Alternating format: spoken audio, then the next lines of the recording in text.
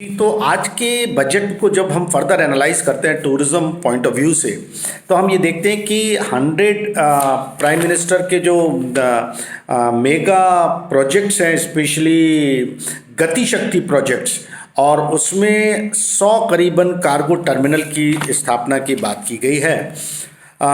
एक और चीज़ मैं बताना चाहूँगा कि टूरिज़्म हॉस्पिटैलिटी जो है बहुत बड़ी इंडस्ट्री है, जिसमें इवेंट, वाटर स्पोर्ट्स, एडवेंचर, ये सारी की सारी चीज़ें शामिल हैं। इवन हॉस्पिटैलिटी में भी फ्रंट ऑफिस है, बैक ऑफिस है, कस्टमर केयर है, बहुत सारी चीज़ें अब शामिल हैं।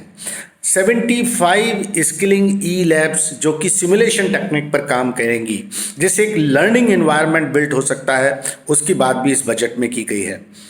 आपको आश्चर्य होगा कि 1500 करोड़ रुपए का provision development of north eastern region के लिए अगेन इस बार किया गया है। तो लुक ईस्ट पॉलिसी को और स्ट्रॉन्ग किया गया है। नॉर्थ ईस्ट को एक्सप्लोर करना चाहते हैं टूरिज्म पॉइंट ऑफ व्यू से।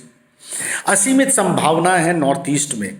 जब हम वाइब्रेंट विलेज की बात करते हैं, तो वाइब्रेंट विलेज की जो संकल्पना है वो कहीं ना कहीं रूरल टूरिज्म को, क्योंकि इंफ्रास्ट्रक्चर डेवलपमेंट की बात करती है उन वाइब्रेंट विलेजेस में, तो ये रूरल टूरिज्म को बहुत ज़्यादा बढ़ावा मिलेगा इसके कारण से। एक और जो सबसे प्रमुख मैं समझता हूँ पर्यटन में ज़रूरी है, वो है ई पासपोर्ट।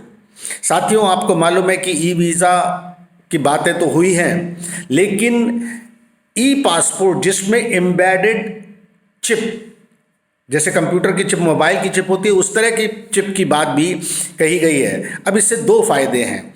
यदि हमारे पास एम्बेडेड चिप भी होगी, तो एक तो जो सेफ्टी एंड सिक्योरिटी इश्यूज की बात आती थी कि जो भी व्यक्ति उस पासपोर्ट धारक है, वो उसकी लोकेशन कहाँ है, वो कहाँ से आया, वो सारी की सारी चीज़ों का जानकारी उसमें मिल जाएगी। तो ये इन बातों का समावेश किया है। ऑफ कोर्स जो बॉर्डर टूरिज्म है उसके बारे में भी, डिफेंस के जो पॉइंट्स है वहाँ पे जब बात की, तो उससे कहीं ना कहीं बॉर्डर टूरिज्म को भी बढ़ावा मिलेगा। हमें सबको मालूम है कि अमृतसर में जो बॉर्डर है, जिसमें कि बहुत सारे पर्यटक देखने के लिए जाते हैं उस पर्यटन स्थल को के रूप में, उसी तरह से हमारे पास राजस्थान के बॉर्डर की बात करें या हम नॉर्थ, अपर नॉर्थ की बात करें, तो ऐसे बॉर्डर्स को भी टूरिज़्म के लिए खोला जाएगा।